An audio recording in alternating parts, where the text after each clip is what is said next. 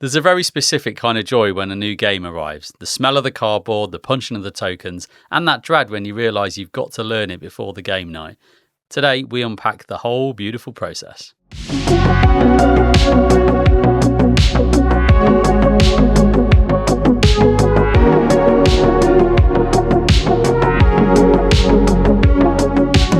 Welcome everyone to the Just Play podcast. It's me, JP, your host, and this is episode 3 where we talk about from punch to play, the whole beautiful process of getting games and getting it to the table. So basically, this is the first segment, which is pull up a chair, and we've got basically a first flurry of questions in from listeners, which has been amazing. So thank you if you've been submitting them on our socials or in our Discord channel, the usual stuff, YouTube comments, etc., etc. If you've been doing that, thank you so much, and please continue to do so because I'd like to kind of enrich this segment with more and more stuff like that. So the first question that we've got is actually from our Discord channel, from one of our listeners, Martin. And he's basically says, speaking of campaign games, long-time listeners might remember me saying that I've had enough of them for a while, and it was pleased to hear that I was revisiting the Rise of Fenris campaign, which is Scythe, and what basically made me change my mind. I still, to be honest, great question, Martin. I still think I'm still kind of not a big campaign game, board game player. So when I see these big box campaigns that are on crowdfunding, they totally put me off now because I ended up buying them so much, fill up my Kallax shelves, and then ended up, starting them and just getting to the whole quagmire of oh yeah, great, I've got to organise 30 sessions with friends, and that's always easy to do, isn't it? Trying to align calendars and nights, and this thing's going to take me 3 years to complete. And I still feel that way about most stuff. But I think what's kind of slightly changed is when I was playing Earthborn Rangers, or when I bought Earthborn Rangers, I knew that was a campaign style game, it's a card game, and I decided to do that solo.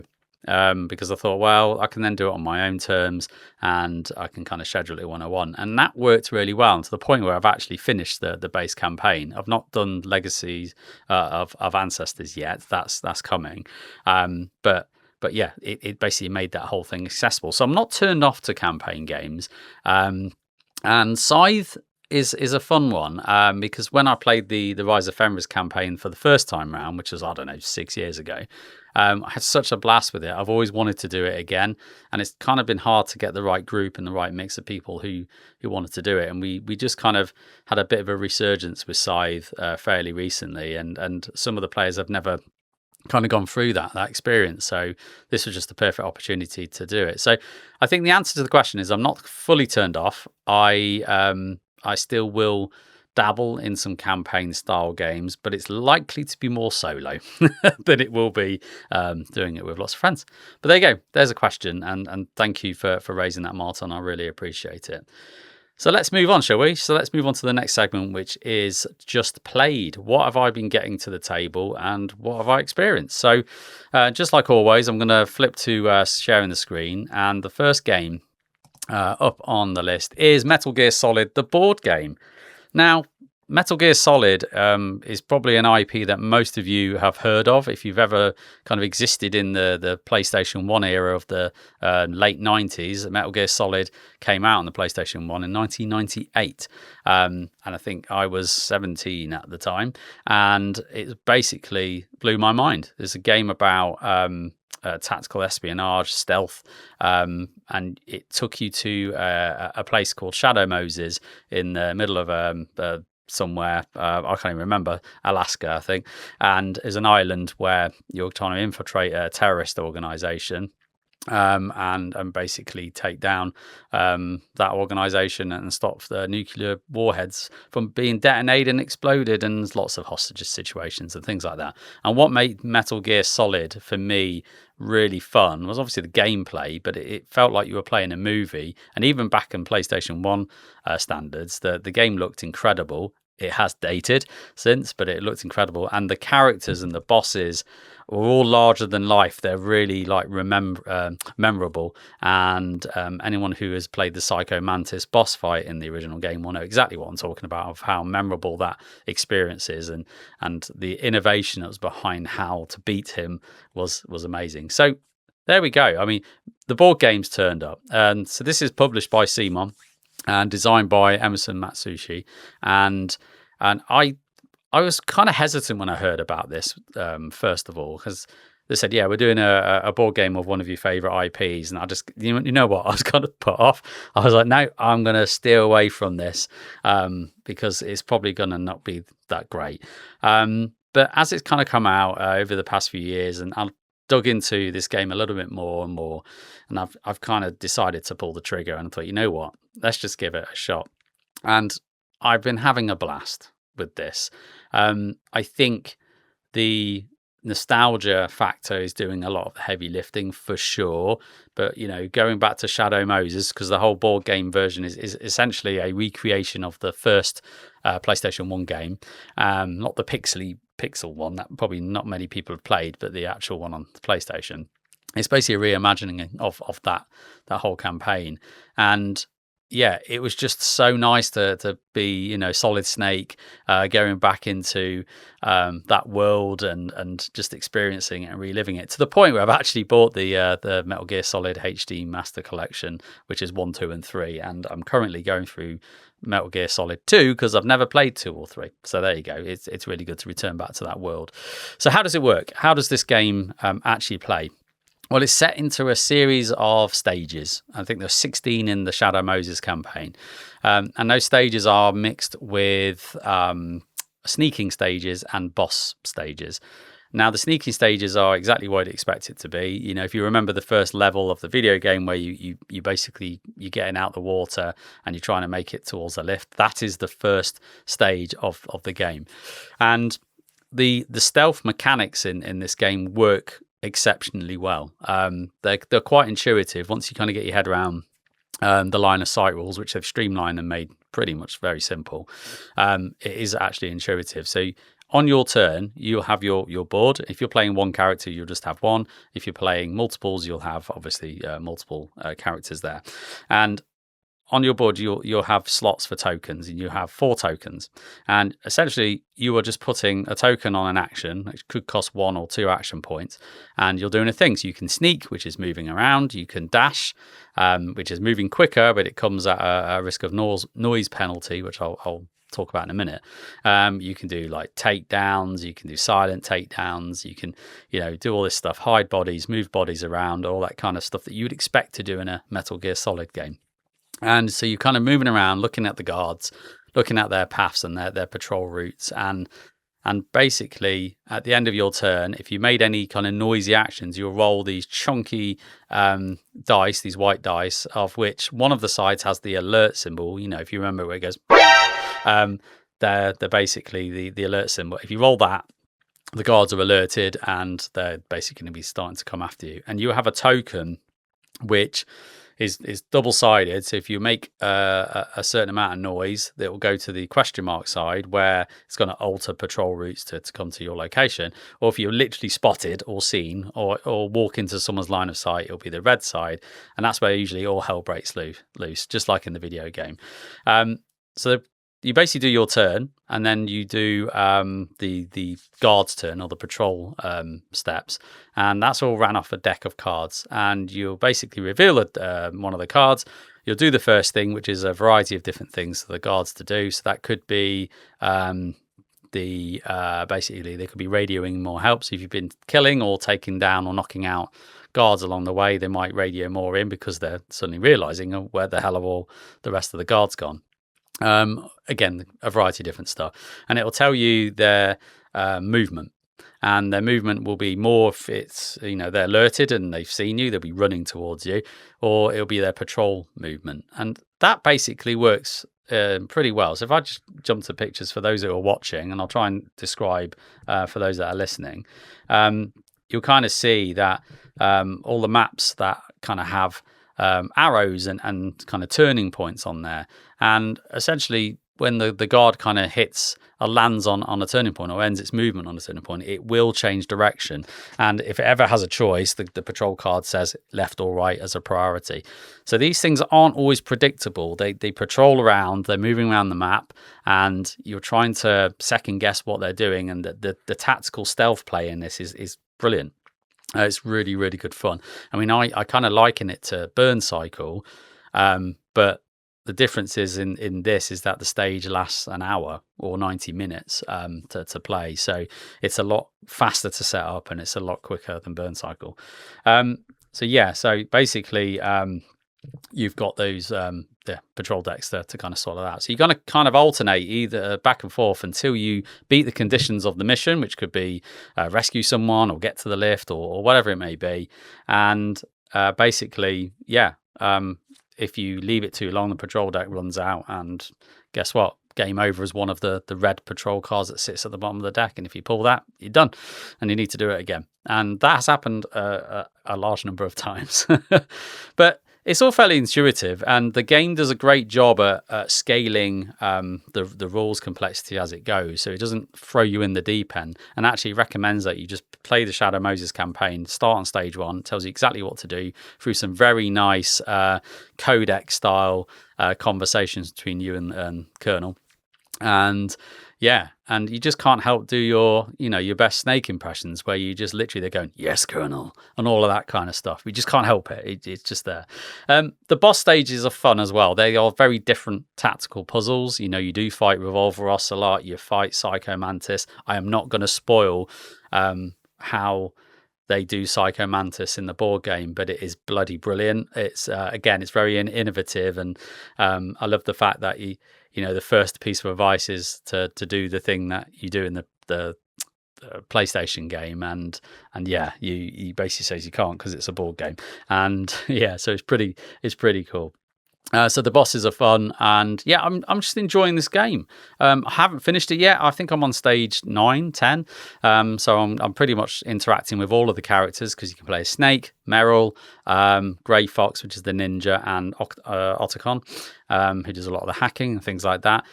So all the characters have got their different abilities and different things, and it's really I don't know. I've just been enjoying this.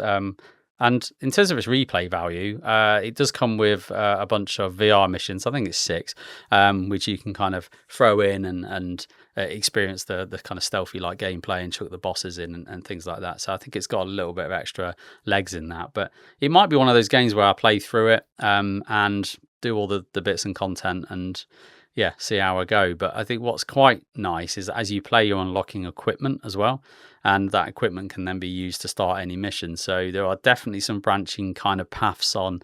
You can't do all of the objectives without having certain bits of equipment. So the completionist in you might enjoy that kind of side of it.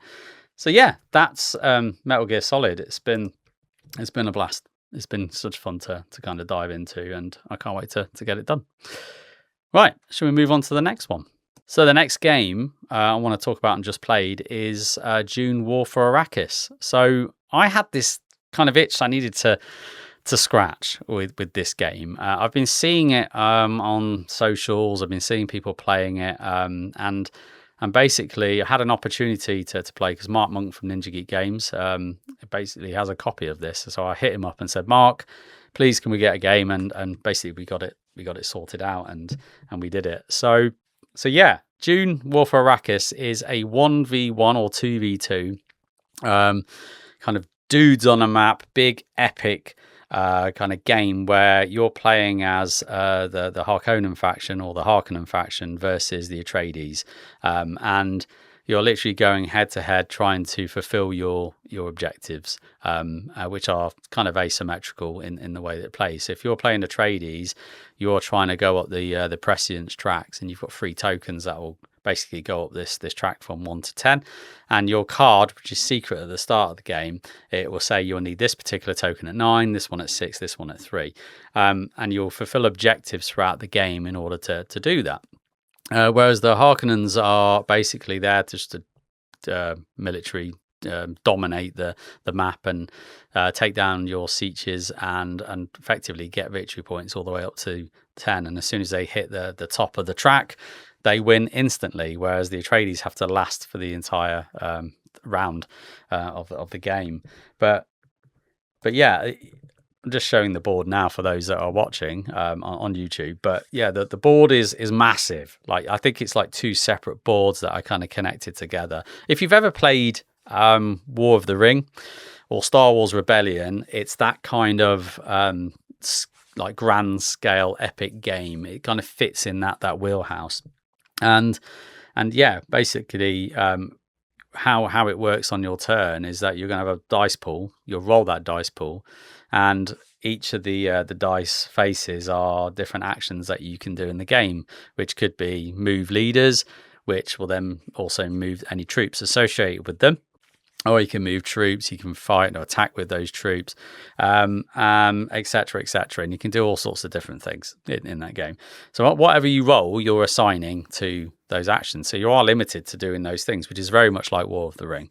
And if you are the Atreides player and you have less dice than the Harkonnens, you basically have your desert power action. So whenever you have less active dice than the Harkonnen player, you can always do the desert action, which allows you to put worm sign tokens onto the map, which effectively allow you to traverse the deserts faster, and you can kind of skip over those areas, or you can start to move and attack with sandworms if they're out, and I'm telling you, that's a lot of fun because I played as Atreides when I played, and you can start causing some nonsense to the player. So that's kind of how it works. You take it in turns. I do a thing, you do a thing, I do a thing, you do a thing. And you have cards in there as well, which come from 2 different decks. So for Atreides, you've got the House Atreides and the Fremen, and you can kind of pull tactics from various different areas there. And Harkonnen has a similar thing, except it's the House Harkonnen and the Carino, the Emperor, kind of helps out with those guys. So yeah, you kind of going along, fighting, doing all the things, and basically having a blast. Combat's relatively straightforward. Different units do different things. Some units have like 2 health rather than 1. Some have manipulation of being able to defend against hits more so than others, which are the elites, I believe. And yeah, you're just trying to dominate this world. And you know, the Harkonnen, you seem to have more toys. You got your ornithopters, you got your spice refinery things that can kind of do stuff, and also the carryalls to help kind of lift the spice machines off the desert, which is always good fun. Because at the end of every round, where there are Harkonnen units, you will literally put worm sign tokens on there, and you'll flip them, and so this is how the worms appear. They'll just go right, and they'll cause shenanigans to the Harkonnen player, and unless they've got the carryall where they can kind of lift up those vehicles, which is always useful. Now, the Harkonnen have a tough job because the spice must flow, like in any Dune game, and they've got to keep the various different factions satisfied with spice, and if they can't pay that, then they have a track where their tokens start to go down. And what that does, it basically starts to take dice from them, but it does give them more vehicles to try and get them back on top. So another valid tactic in this game as the Atreides players to start working, their spice refinery production and start hitting their supply lines and really weakening their action economy, which is always good fun to do. But yeah, I mean, I could go into this game in a hell of a lot more depth, but I really enjoyed Dune. I prefer it to War of the Ring. I mean, Lord of the Rings I really like as an IP. I just think this is a more streamlined experience. Not that it doesn't have any depth. It totally does. But I just felt like we played a game, me and Mark, it was under 3 hours. I'm pretty sure it was about 2.5 hours to 3 hours. And for that kind of game, I was impressed that it crams a lot in and a lot of decision space into a fairly slick playthrough. It's not going to be an hour. These games are never going to be like that. But yeah, I was impressed with how it is, and also the production quality on this is fantastic. But you are paying the price for that, being that it's CMON miniatures and all those kind of things. So yeah, Dune, War for Arrakis. I recommend it. It's good fun. And I can't wait to play again. Maybe I'll play the Harkonnen faction and see how well I do that time. Okay, so let's jump back into the main segment of the episode, which is the center of the table, and this is going to be from Punch to Play. And I wanted to just do this episode to mainly talk about my experience on what I do. I think someone asked me, or one of our listeners, probably you, Stuart, who said it'd be good to kind of get your take on how do you go through your process of getting games and getting them to the table. So I thought, why the hell not? Let's just have a bit of a chat around how that works. So let's just jump straight into it. I mean, everything starts by buying a game, right? Everything starts by that. And you can obviously get games from a variety of different places. And I always recommend using boardgameprices.co.uk to check the price of game and whether it's in stock on different stockists, and have a look at basically what you can get a hold of before diving in. But everyone's got their favorite game stores and all those kind of things. So you're going to get the game, and then that beautiful thing happens when the courier knocks on the door and the game arrives, and you get the lovely cardboard box. So you're then unpacking it and going, "Oh yes, cool. Is it that?" And then more often than not, for me, it's usually something my wife's ordered, and it's not the game that I was waiting for. But when it is, then the little endorphins start kicking in, because then the excitement's about to start mounting. So you get everything out, and you either put the game on the shelf in shrink for a while, knowing that I need to punch it and sort it out, or you do it there and then, knowing that actually it's probably not the best time to start. So everyone's got their different ways of dealing with that. But I tend to like to maybe do it in an evening where I know I've got the time to do it. But sometimes I do get a little bit excited, guys. Sometimes I just can't wait to dive in. And one example of that was Apex Legends. And that was the big deluxe pledge. If you've ever seen Apex Legends Deluxe, it's just like a coffin. It's huge. And I made the mistake of starting that. And that was a big job. That was a good 2-hour organizational sort, because there's so many bits to it, and I had to abandon that halfway through, and I almost felt sick as I was like scraping tokens and just chucking them into the lid of the box, going, oh god, I've got to have to sort this out later. So basically get enough time to organize it and sort it out. So once you sat there and you punched everything out, I like to group everything that's together into piles. So whether that's components, tokens, or whatever, I like to just get it basically all out, so that the table looks like, the board game goddess spewed all over it. And then comes the sorting. The sorting process is actually quite an important process for me. It's not just about putting random stuff in baggies and hopefully it all goes into in the right place. And if you're lucky enough and you've got an insert, then typically things go where they should do. Not always, but typically they do. So typically with player pieces, if you've got all the color pieces, and usually when the manufacturers are producing them, you probably get the same shape wooden components, but all the different colors together in bags. I can't stand that. I have to organize. This is the red player bag, and this is the green player bag. And if you start with specific tokens or contracts or whatever, everything has to be in there, so that when we set up the game, I can throw you a color and you've got everything you need in one bag to sort that out. And to do that, you kind of need to not fully know the game, but you probably need to have understood a little bit about the game or the setup in the rule book to know how to organize those things. Because how would you know that player gets 2 starting contracts and 3 resources or this, that, and that? You wouldn't know that. But so I tend to thumb through the setup or the player setup and look at what components is it referencing in order to do that, and to basically help get it stored and organized. So once that's done, once you've kind of got the pieces there, you've got the baggies there and the boards there, everything's in, and the lift goes on without lift lid, and more often than not you're having to sort that out, rejig it, because depending on the game, there's so many bags that happen. I mean, A Feast for Odin, it just springs to mind with the Norwegians expansion. Christ, trying to get that all in one box is a tessellation of mastery proportions, which, it is what it is.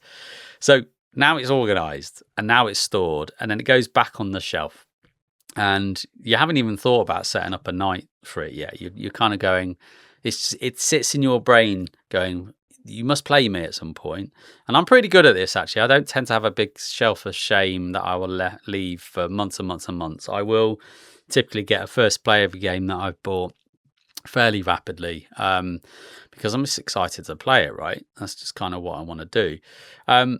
But once I kind of know that I'm going to play it, I will then start the learning process. I mean, sometimes even before that, if it's the weekend, let's say I've got this game on a Friday and I've punched it all and sorted it on the Friday evening, I'll probably be reading that rule book over the weekend with a nice cup of tea with my feet up on the sofa. That's just how I like to live my life.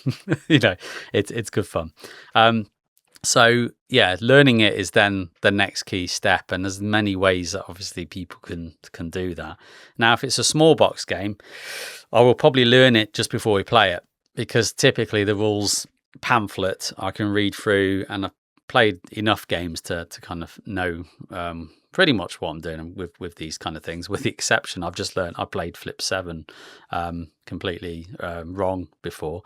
So, there's always a merit in preparing, for sure, no matter how big the game is. But if it's kind of a mid-weight to heavyweight game, I will be going through that rule book. That's my preferred method of learning initially, to read through the book, make sure I understand how it works, the gameplay loop works, etc., etc.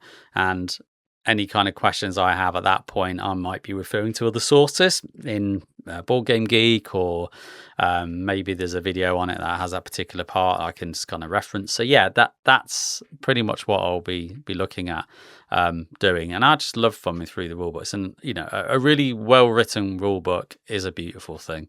And the fact that you can read it and go, yeah, I get that, and I'm happy to start playing. But again, if it's a heavier game, or I think actually this teach is going to be a toughie, like an asymmetric, heavy asymmetric game, then I will possibly set it up on my own and do a one-hand playthrough of the game, and just kind of get that loop right in my head, just so I understand that's how you put that there and that happens, and then you bring that back, just so I kind of go, right, now I get it, I understand it, I can teach this in my own particular way. So the one-handle, two-handed teach is good, which is why a lot of people look for solo modes as well in games, because it helps them learn them. But depends on the solo mode for me, because if the solo mode is a complex automa and it's got a flowchart of epic proportions in, I find that will help detract me from learning the game, because I'm learning how the solo mode works. So I don't tend to throw the solo modes in. I will literally just play as if I was one player with no contention, just so I know that I'm doing things generally in the right way. But a lot of the solo modes are like beat your own scores, or they're fairly simple to put in. Then I will typically do that. And then you get to the teach. So it becomes this, the night that you put in. So let's say it's the following week, it's the Thursday. And now I might put a video on, more often than not, I will put a video on the afternoon or the hour before I'm ready to teach the game. So I'm refreshing. I'm going, yep, that's how that works. I remember that from the rule book. And obviously that's quite important if you've left it weeks and weeks and weeks. And then I get into the teach, and without kind of doing specifics on how I teach games, I mean, I follow a lot of the other people's methods on this. There's nothing new in here. I think, again, Gaming Rules, Paul Grogan does and has done a massive kind of long seminar about how to teach games to people, and it's fantastic. You should definitely check it out if you can watch that. But generally, I will start with, what's the theme? Why are we here? What's the point of this game? And how do I win? How do you lose? Is it to get to the most victory points? Is it play to 12 rounds and it ends? So everyone knows the boundary of how that game can kind of go from a positive and negative conclusion. Then I'll kind of break down the high level phases of the game. So, you have the 3 phases in there with X amount of rounds, and each phase you've got the worker phase, the income phase, and then I'll kind of layer and layer and layer and layer down to the point where the group's comfortable enough to either try or kind of do Q&A and all that kind of stuff. So I tend to basically do that, and more often than not, it's been pretty successful. I think I put in a hell of a lot more effort in the earlier days of the hobby 10 years ago than maybe what I do now. But again, it all depends on the gaming groups. Know your audience, right? Know your people that are coming to the table. And the beautiful thing about what we use in our gaming group specifically is after game. And after game, you can put your level of learning on there. For what I mean is, I've never played this game before. You can tell the organizer that, or I played, don't need to worry about me. I know the rules. So you kind of get a sense of who's coming. And if you've got a lot of people that have never played this game before, you know you've got to put in the work. And that's always good to ask and always good to check. So then you get to the first play and you're there. You finally got the game on your table and it's game night and you just can't bloody wait, right? Can't wait to get stuck in. And and then you're in.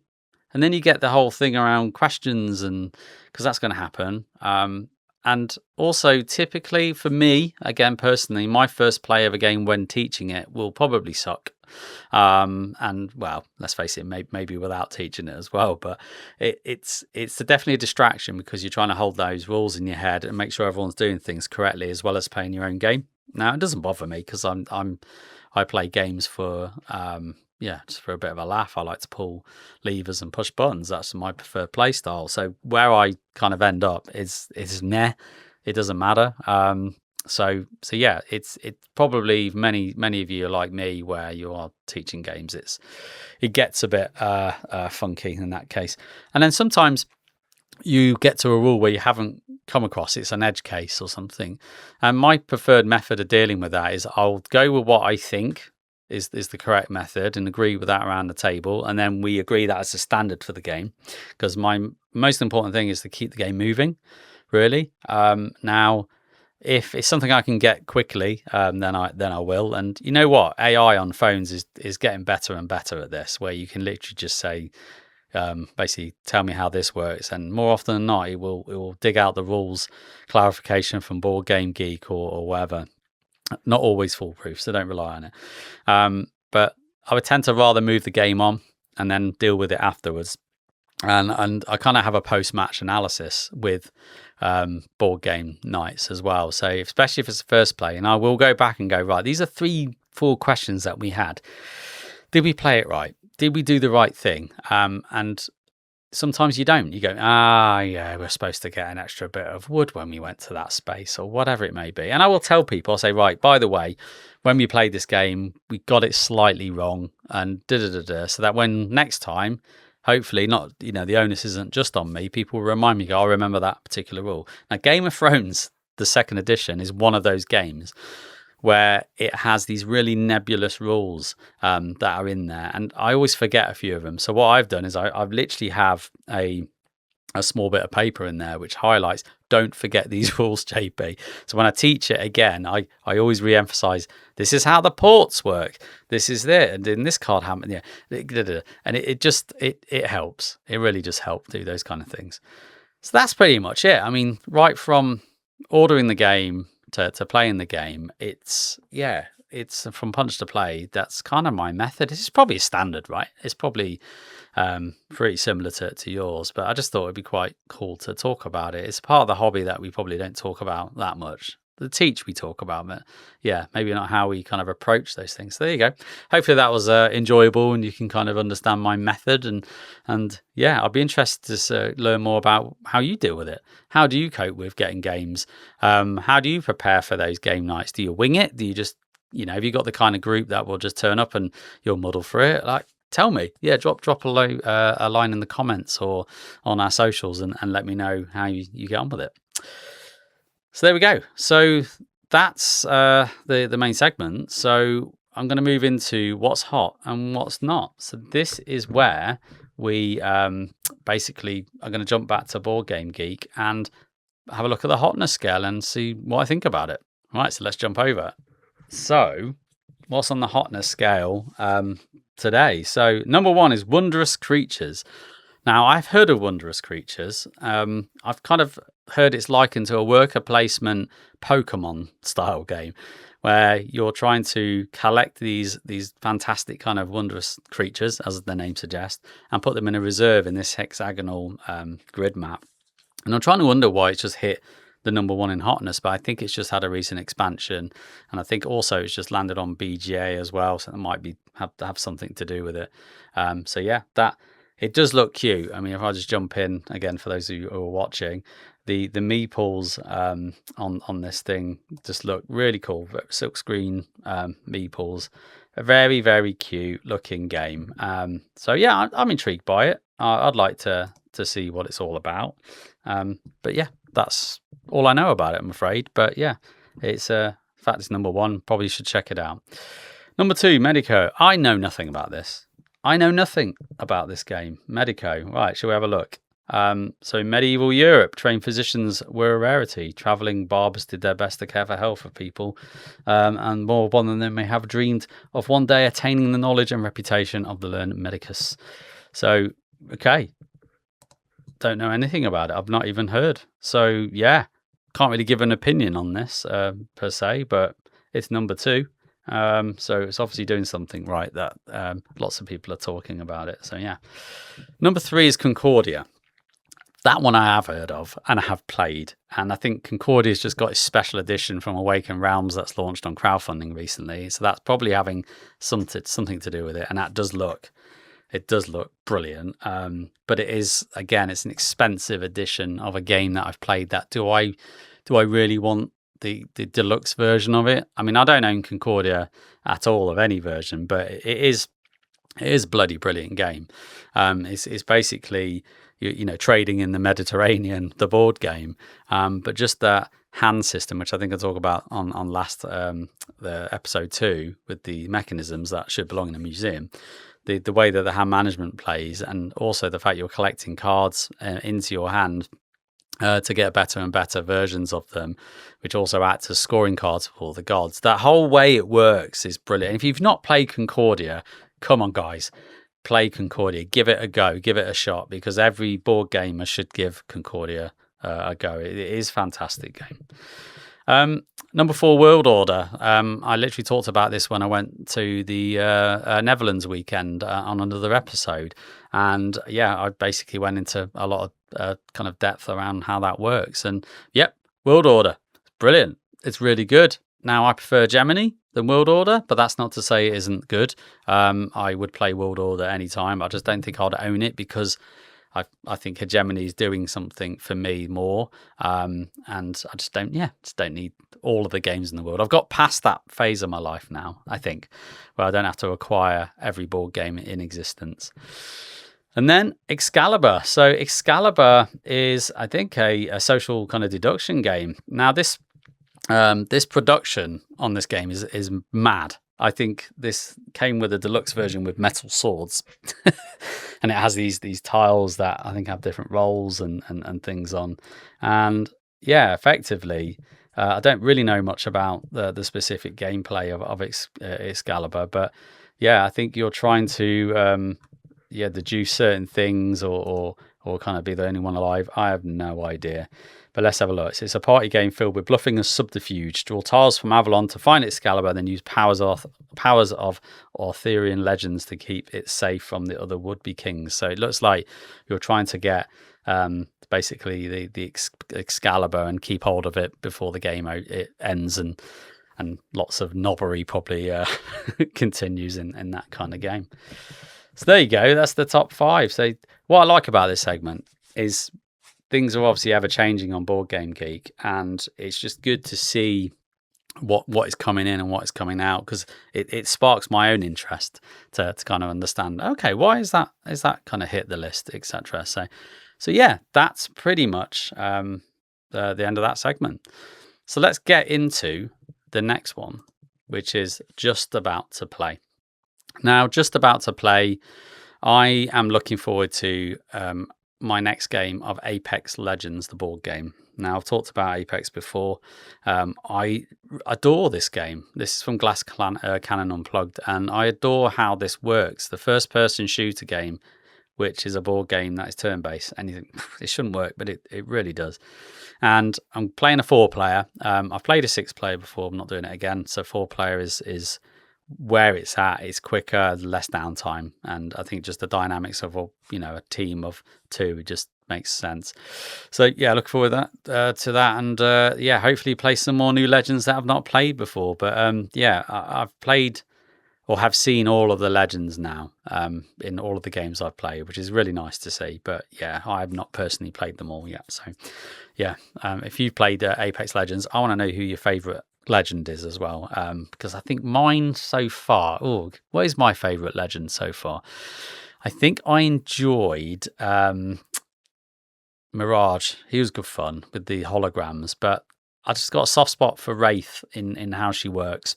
Wraith was the very first legend I played when I played on the Gaming Rules channel, and yeah, I really like kind of how she plays. But to be honest, they're all fun in their own right. They're all a good bunch of dudes. The next one I'm looking forward to playing is Glenmore 2: The Chronicles. So Glenmore is a tile laying game, and again, I think I mentioned this. These are all games I'm mentioning, so apologies, but these are actual games I've got coming up in the events list. And Adrian, formerly from the Whose Turn Is It Anyway podcast, is coming over, and we're trying to get through all of the Chronicles because I've owned this game for so long and I've still not played all the main Chronicles. So we're going to pick up where we left off, open that box and throw it straight in, and maybe get 2 or 3 games of Glenmore in, because it's just brilliant. And at 2-player, it's bloody fantastic, because there is a kind of third player that is proxied by a dice that you just roll and it goes around the rondel and takes tiles. That's all it does. But it's enough to add a bit of contention in between players that you're not always going to get what you want, which I think is good in that game. And yeah, I'm looking forward to trying more Chronicles out. So let's see what happens. So there we go. We've got to the end. We're at our last play. And as always, I just want to say massive thank you for if you're watching on YouTube, for commenting along. I've been loving the comments so far and engaging with you guys on that. So thank you. Carry on doing it. I really love it. If you're listening on your podcast players, then, jump on the socials and comment that way. Any engagement is, for a small channel like us, it makes a massive, massive difference. The fact that you can share this with your friends, your gaming group, it really makes a massive difference. Any subscription, follow, review, please. I'd love it if you could do that. It makes the difference. So yeah, so that's that. And like I say, you can get us on the socials. We're on Facebook, we're on Instagram, and also we have our Discord channel. If you want to get involved in that, just jump in and say hello. And we've got a lovely little community in there, and we chat about games and stuff, and we've got some designers and some publishers are also joined in as well. So yeah, if you fancy joining the Discord, let us know. It's all in the show notes, as it always is. So yeah, and we also have a coffee. So coffee support is always welcomed. We've already got a few supporters that have been kind of with us from the start of this channel a few weeks ago. And again, if you've been supporting, you are amazing. Thank you, guys. But if you want to support and chuck us a few quid, that helps just keep the show going, keep it running, then I'll always be very ever thankful. But other than that, the only thing I've got left to say is you only grow old when you stop playing. Take care, guys.